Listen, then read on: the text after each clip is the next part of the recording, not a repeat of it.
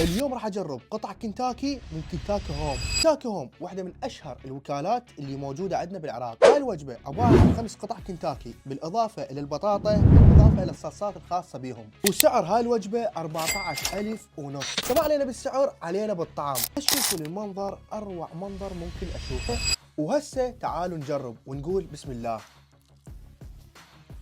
بالنسبة لطعم الدجاج والتتبيلة كلش طيبة، بس شوفوا لي الفخذ شلون، التتبيلة نفسها حلوة. القرمشة.